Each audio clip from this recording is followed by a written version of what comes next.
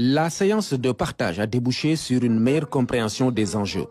Le président de la République appelle le gouvernement à s'approprier maintenant ce référentiel. Le document final doit faire l'objet d'une appropriation collective et d'une vulgarisation pédagogique auprès de toutes les forces vives de la nation, des partenaires économiques et financiers et de tous les potentiels investisseurs.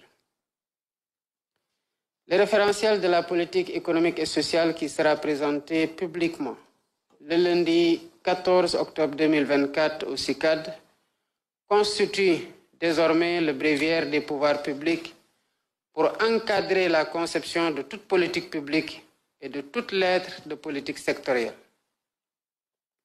C'est dans une cohérence globale des missions, programmes, projets et actions de l'État et dans une convergence soutenue des objectifs que nous devons intégrer notre modèle innovant de développement endogène autour des axes stratégiques consensuels de transformation identifiés.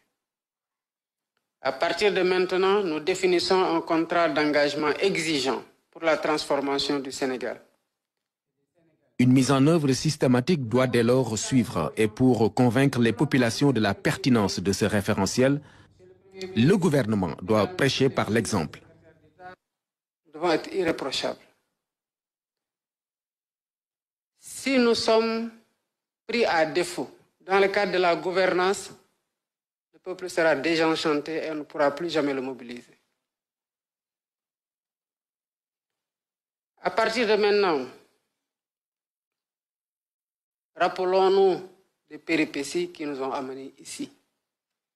Le Premier ministre l'a dit. Un programme, ça se défend. Des actions, ça se vulgarise. Et un gouvernement doit être solidaire dans la vérité. Si l'un d'entre nous,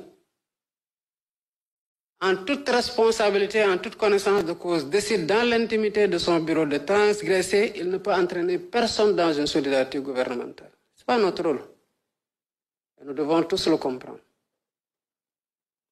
C'est des choix. Ces choix-là sont à assumer par leurs auteurs. Ils n'ont pas à les répartir la charge de la tâche. Nous en souffrirons certes parce que c'est tout le gouvernement qui sera attaqué. Mais nous devons tous savoir ce que nous avons découvert à nos différents niveaux de responsabilité.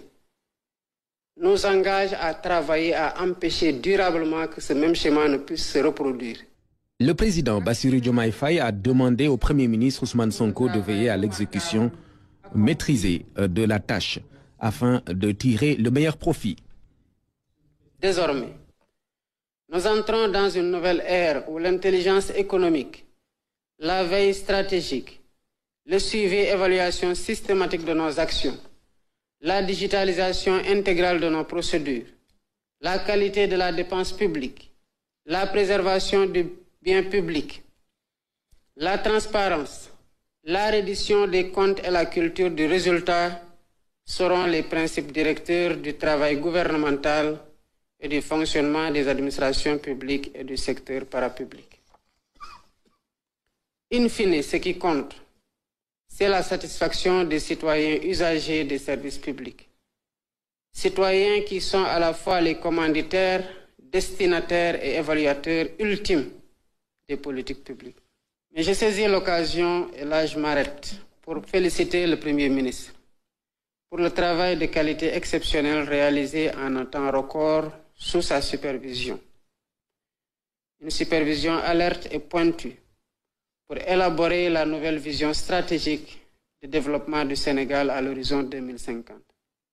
Le Sénégal tient donc son nouveau cadre de pilotage des politiques publiques, la vision Sénégal 2050, impulsée par le président Bassirou Diomaye Faye, sera rendue publique ce lundi.